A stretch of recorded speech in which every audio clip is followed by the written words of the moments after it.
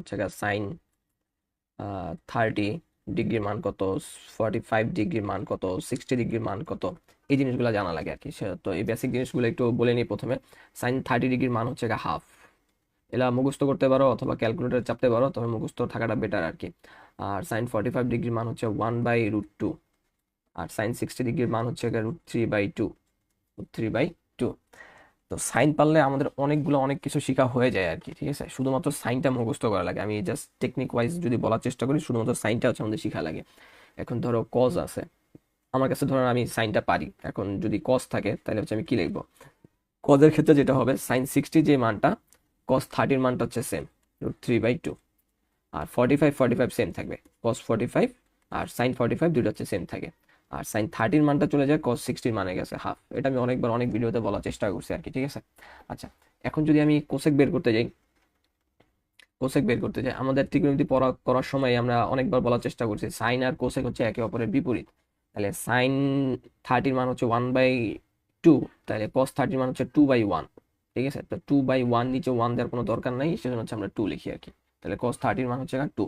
45-এর ক্ষেত্রে একই রকম, সাইন 45টা উল্টাই যাবে, √2/1, তো 1টা দেওয়ার দরকার নেই। এখানেও সেম, কস 60-র ক্ষেত্রে হচ্ছে 2/√3, ওটা উল্টাই গেল, তাহলে 2 উপরে চলে গেল, √3টা নিচে চলে গেল। ঠিক আছে, কারণ কি, সাইন আর কোসেক হচ্ছে একে অপরের বিপরীত, দ্যাটস ওয়াই। আচ্ছা, এখন যদি আমি আসি হচ্ছে সাইন কস সেক, সেকের মান, কজ আর সেক হচ্ছে একে অপরের বিপরীত। এই কজ আর হচ্ছে সেক হচ্ছে একে অপরের বিপরীত। তাহলে কস 30-র মান হচ্ছে √3/2, তাহলে এটা উল্টায় গেলে কি হয়ে যাবে, 2/√3। আর সেকের ক্ষেত্রে হয়ে যাবে √2, সরি 45-এর ক্ষেত্রে হয়ে যাবে √2। আর 60-র ক্ষেত্রে হয়ে যাবে হচ্ছে 2, শুধু 2। আচ্ছা, এখন যদি আমি কোসেক আর সেক নিয়ে একটু কথা বলি, কোসেক 30-র মান 2, সেক 60-র মান 2।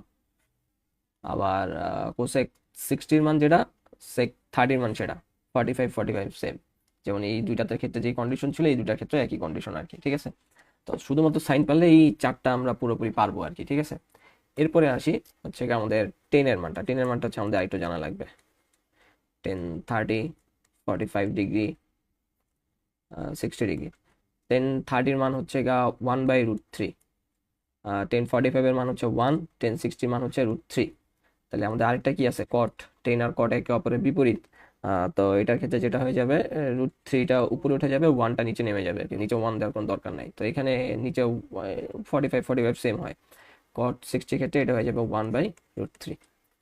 আচ্ছা, এটা হচ্ছে টেন আর কট। 30, 45, 60 আমাদের আরো আছে, যে 0 ডিগ্রি, 90 ডিগ্রি। তো ওগুলোর থেকে হচ্ছে 30, 45, 60 এগুলো হচ্ছে মোস্ট ইম্পর্টেন্ট আর কি, ঠিক আছে।